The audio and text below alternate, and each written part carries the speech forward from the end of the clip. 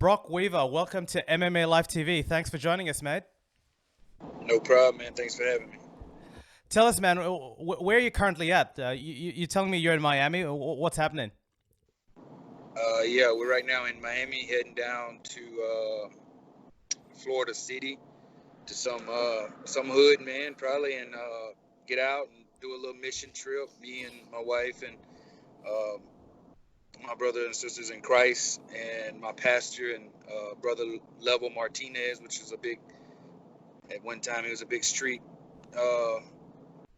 gang related and stuff, but now he's a soldier for Christ, man, and we're following him around here from hood to hood, just doing a work for the Lord.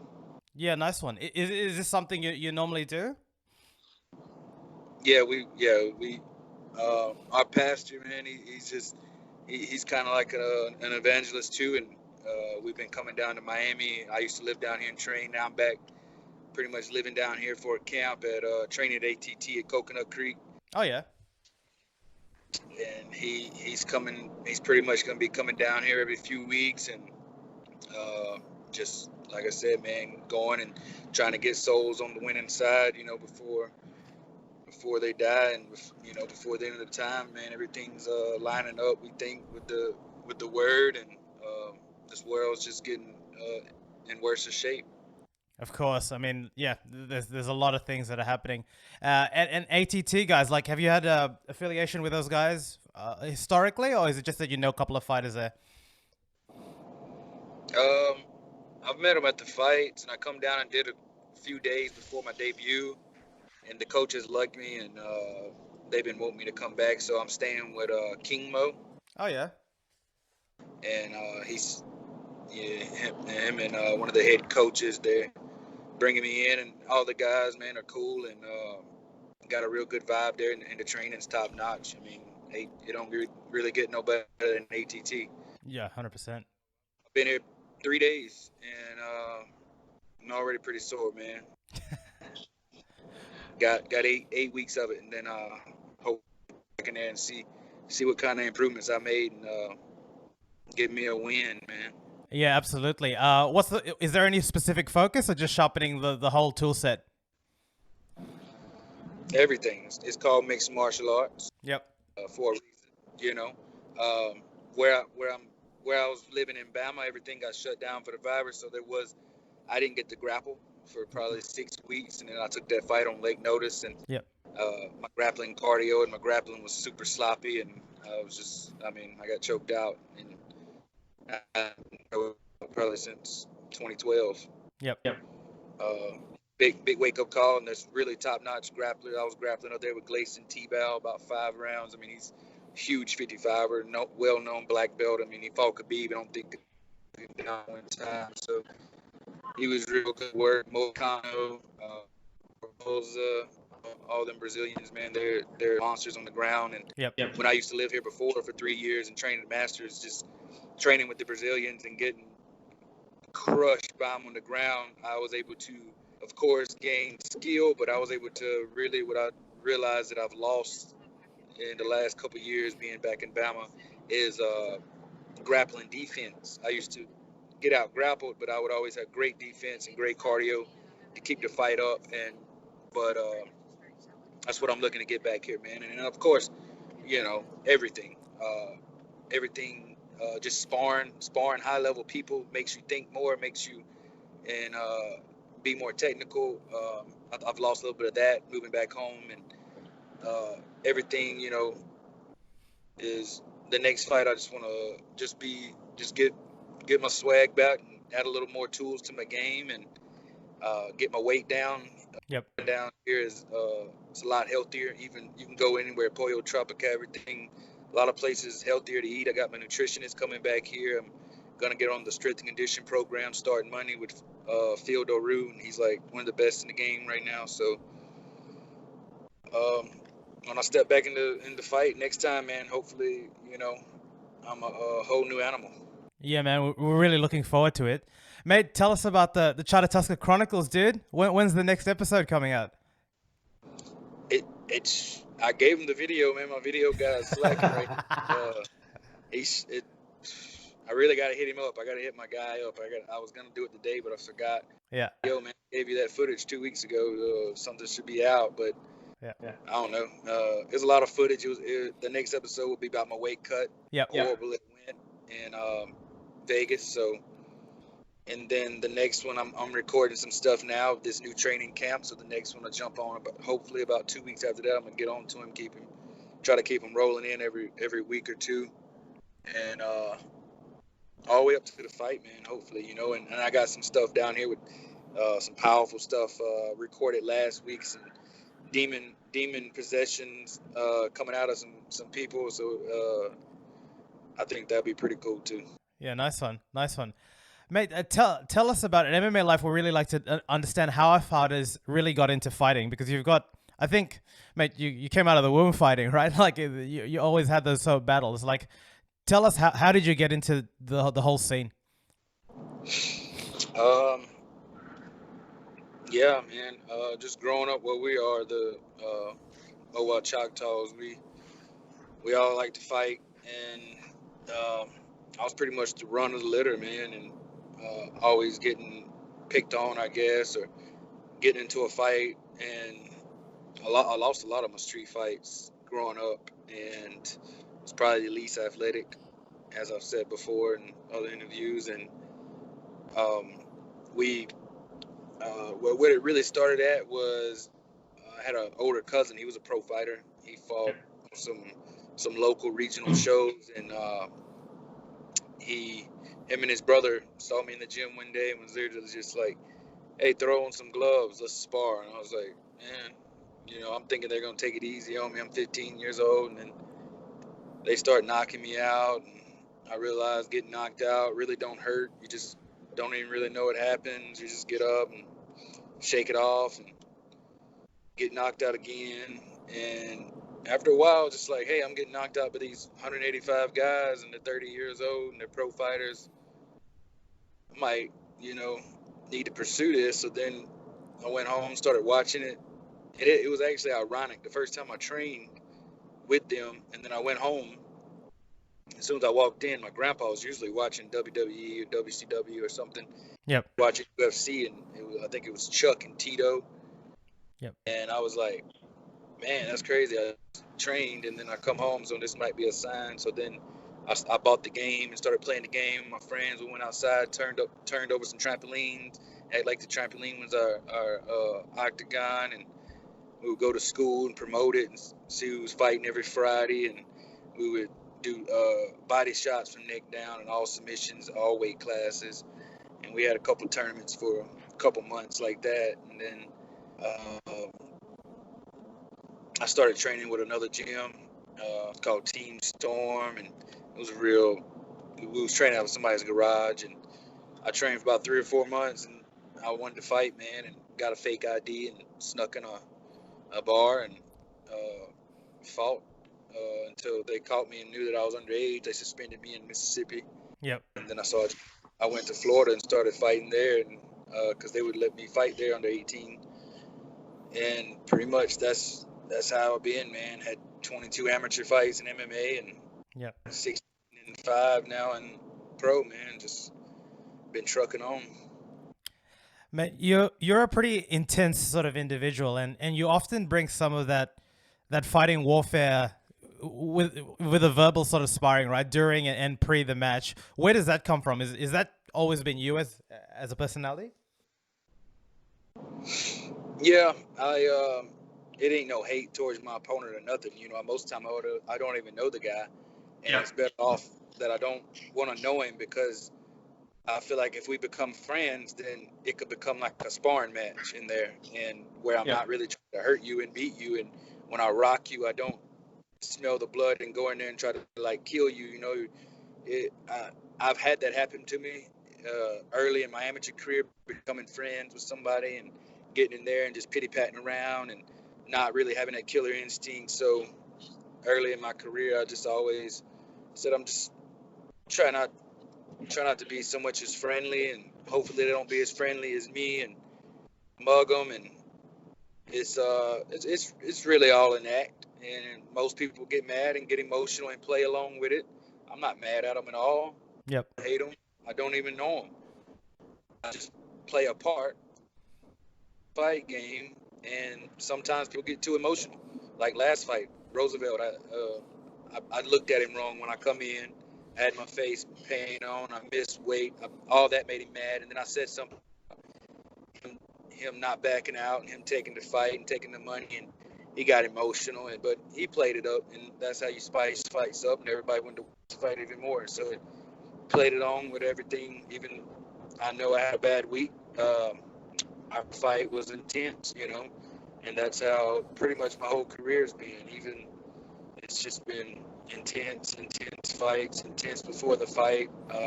I've probably ever had one person my whole career, Yep. you know, and me and him still had a great fight, and we're friends now. So Awesome. Awesome. it's just part of the fight game. It's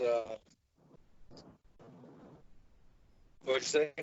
I said, is it that part of the fight game? Is it something you relish, or like again you just view it as business? It's all business. Like Connor, they told him at the wrong time. Yeah, gotcha. So, mate, your journey to get to the UFC was 11 years in the making. And through that, you've got, MMA fights and even bare knuckle fights. What stands out about your journey and how you kind of got there? Is there any particular points in that journey that really stand out to you? In my career? Yeah, yeah. In your journey to get to the UFC? What part stuck out the most? Yeah. Probably when I took a 10-month break and really gave my life to God and surrendered, because before that I felt like I was just doing it all for my glory.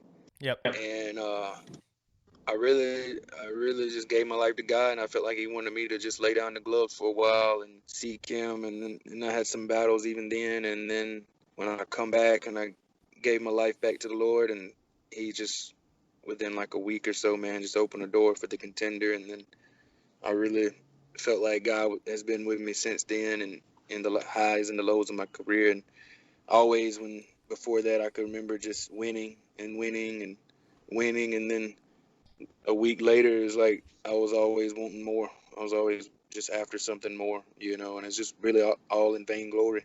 Yep. Yep. Gotcha. Been maturing, it just being with the Lord, I feel like it's just matured me as a man, as a fighter, and even made me a husband. And that's something that before God, I just never even really believed in. It was just all about me, and my glory, and just a really one focused goal, and now I feel like I got a care for people other than myself, and a bigger mission. And Yep.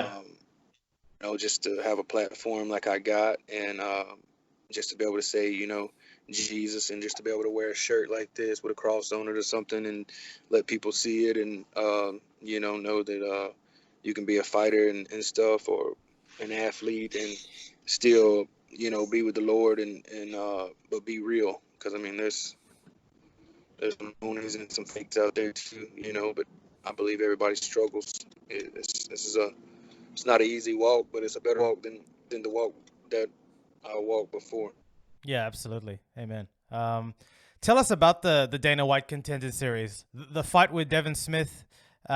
When you play that back in your mind, how did you feel that all went? And was it a surreal experience, or did you always expect that you were going to win that?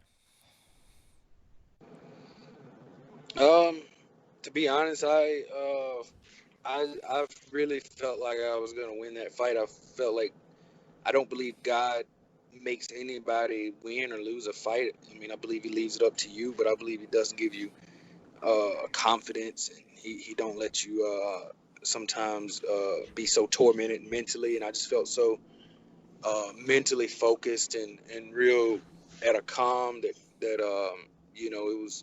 I was gonna go out there and have fun, man, and I did. And everything from the walkout, from the energy I got, I felt good in the back.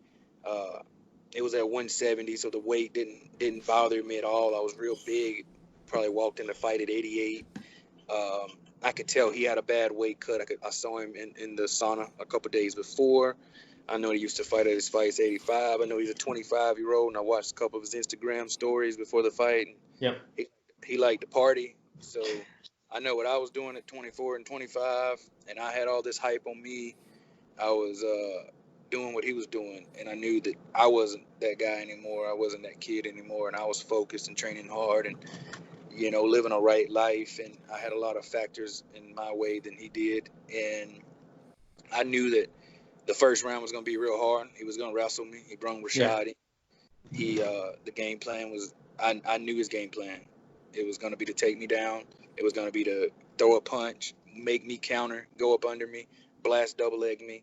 He had a great blast double leg. I didn't expect to stop his takedowns. The first round, I said, probably going to get took down. I just got to get back up. I got to keep getting back. And that's exactly what happened. And he gassed, and I knew that when I'm in shape and I'm ready and I'm mentally focused and I got a full count, and I had like 2 or 3 counts for him because what happened in the first week. So I was in beyond shape. I couldn't even get tired. Weeks before that, I could not get tired in training, and I knew I had a gas tank, and I knew he didn't have the gas tank in the second or third round to keep up with me, and everything went perfect. You know, second, third round, I was stuffing his takedowns and still in the round and dirty boxing in the pocket and to the body and chopping him down, man. And I really believed I was going to finish him, but he showed a little more heart than I expected him to have. I thought he was a pretty boy. I thought when I pushed him to the edge, he would crumble, but he didn't. And you know, big props on him. He's a skilled kid. He if he gets focused, and he'll be in the UFC one day, I do believe. But at that time, it was just my night, man. It was your time. Yep. Yeah. Tell us about your most recent fight with Roosevelt Roberts. I believe you took it on 9 days' notice. When you look back on it, do you feel tactically you could have changed things in terms of how you approach the actual the fight, or do you feel that you were just in a different mind space in that time with the weight cut and all those things? Yeah, I when I took the fight, I said this. You know, I looked at my wife. I said I got a lot. I went and stepped on the scale, and I saw that I was 86, and I had to make 56, and a little under 9 days, and it was okay. It's gonna be pretty tough. And then I got to Vegas, and I was still like 76 that Tuesday, and I got in those portable saunas, man. You get your head hanging out, and they won't let you go into saunas because everything's shut down in Vegas. And I was like, I would be in those portable saunas 30, 40 minutes before I even started sweating, and then by that time I'm drained. And I did everything I could, man. And when my body, I woke up that Friday morning, and I really felt going to bed that Thursday night, I was probably like 59 or 58.8, but I already felt like I was 55. Like, I felt like I couldn't go no more. And I felt that before back in my amateur career when I missed weight. And I knew, you know, in my mind, this, I was telling my coaches, man, but I guess they just thought I was complaining because I was drained. But I was really telling them, like, yo, I feel my kidneys throbbing. My stomach's hurting real bad. It's never locked up on me like this. Like, I might die. Like, they were like, no, you're good. You know, you're just cutting weight. I'm like, yeah, I know. I know I complain a lot when I'm cutting weight, but I'm really telling y'all this time, I'm really feeling like death. Like, I know every time you feel like death, but like, I was scared to go to sleep at night. Maybe I wouldn't wake up. And when I went to the weigh-ins and everything happened, and they got mad at me because I painted my face, but really all I did, usually my wife paints my face, but she didn't get to come with me because of quarantine things. So all I did was put literally a glog of paint on my hand, and I just touched my face like this and drew a circle around my eye, literally 3 seconds. It was like, oh, you couldn't make weight, but you could paint your face. Well, yeah, 3 seconds. I'm trying to I got an image to keep for the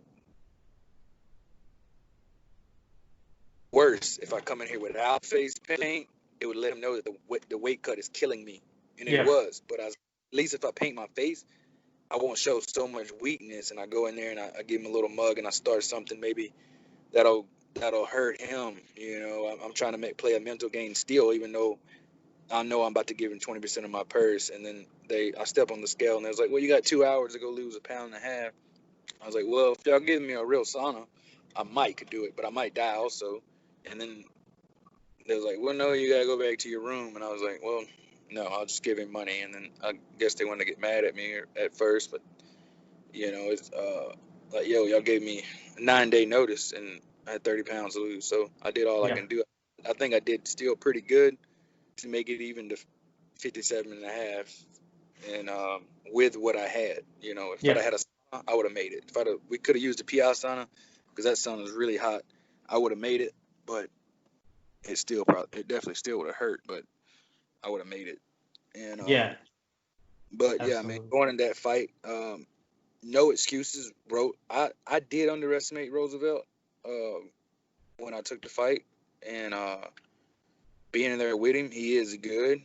He's crafty, he's fast, but like I said, man, I was in quarantine training 6 weeks. I was training with guys that I was training. They'd only been training for a couple months, sparring them, not having to be on point, and I was eating a lot of beans and rice.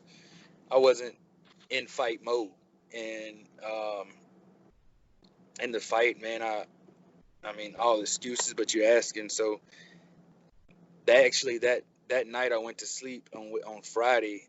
My coaches and managers had talked me into backing out of the fight, and just you know because the doctor come in and checked me, and he said he thinks I was having a kidney failure, and if I got in the fight and had a kidney failure in the fight, or got hit in the kidneys right now when they're throbbing, that I Yeah. could die. So all that's running through my head. I'm like, well, I don't want to punk out. Me and him's kind of got this beef put up on the platter in front of the whole world. Yep. We're on the main card, so all this is going through my head. But I had went to sleep Friday night in my head. Okay, I'm backing out, and I'm gonna take what everybody's gonna say. They're gonna roast me, but I went to sleep, man, and it could have been a dream from the devil, or it could have been a dream from God, man. And I had a dream that I come home and everybody teased me, and everybody in the world was teasing me, and my pastor was grabbing people and trying to make them hold hands or something, but he interpreted and said it was trying to get people to pray for me. And I woke up at 5 o'clock, and when I woke up that morning, I guess I let my body rest and the fluids kind of settle in me. I still couldn't use the bathroom. I didn't use the bathroom for 2 or 3 days after, Mm. and um, but I felt good. My hands had stopped cramping, my toes had stopped cramping, my kidneys wasn't throbbing no more. So I was like, okay, maybe I can fight like this, but I definitely couldn't fight like I was feeling Friday night. But Yep. I could fight him like this, but I was still underestimating him too. And um, for some reason, man, my coach was putting it in my head, drink this water all day. I just did not feel like drinking water because I was feeling so heavy. All the food that I ate, uh, it wasn't digesting. It was staying on me. And I was already from 157 and a half. I was already 183 Saturday morning. I've never got that big after making a 55 cut. I usually walk in the fight at 74, Yeah. 75 real fast, uh, ripped still. If you looked at my body in that fight, I looked real chubby. Um, I was slow, man. I felt like my arms weighed 50 pounds each. And by the time they brought us to the PI, I think about 3 o'clock, um, I was scared to drink water and then have to use the bathroom right before the fight. Mm. Yeah. And so my mouth started getting real dry, and I started like getting dizzy. Like when my coach was holding the mitts, he was like hitting me with the mitt, and I'm like in fights. Like if you've watched any of my previous, I'm good at slipping punches. That's what I'm known for, is countering, slipping the right hand. I never get hit with the right hand hardly. And when I got in there, man, it was like I knew it was gonna be a bad night for me when I couldn't see my coach's right mitt coming at me at a 20% speed. Really, Yeah. Right. I was looking cross-eyed at him, and I was like, man, I know Roosevelt's gonna be fast. I was like, I'm probably gonna get hit, but I got to keep the pressure on him, and hopefully he'll slow down. Yep. And um, I felt like during the fight, yeah, he popped me with a couple good rights, and I didn't see him at all. Like I didn't even. It was like getting hit with a blindside punch. I was looking right at his right hand, waiting for it to come, and then boom, never seen it. Then another time, boom, never seen it. Yep. So I had to try to get dirty. I was like, okay, I ain't gonna be able to outpoint him. I ain't gonna be able to counter him like I thought. because I can't see. I'm too slow, and I'm gonna have to just try to bull him and try to wrestle with him a little bit against the cage. I knew I wasn't in grappling shape, so I really wasn't trying to take him down. It could have looked like that, but I knew he had a good guillotine like me, and he hunted it, so I never wanted to lower my neck. I just wanted to dirty box with him against the cage, and he did a good wrist control tactic that his corner was calling out, so I couldn't dirty box with him. It was annoying. My body started shutting down on me about the end of the first round, and yeah, it went from there, man. And I got to have a couple of submissions, and he sunk that rear naked in, and I think the middle of the second, and got me. I mean, I was grappling with a black belt a couple of days when I got called for the fight. Then I started going to Mobile. They opened the gym up privately and let me grapple one of our instructors, and he was catching me. He was catching my back, and he tapped me out like 5 or 6 times in one round, and he never tapped me out like that in a long time. And I just knew that I was like, I'm not. We all knew it was like, all right, you're not in grappling shape. Let's try not to get there. You're moving horrible on the ground right now. So that same choke that Roosevelt caught me with, he caught me with like 2 or 3 times in one round. And so when I got there and I was defending it, and then he caught me with it, I was like, okay, Yep. Yeah, it's a tough one.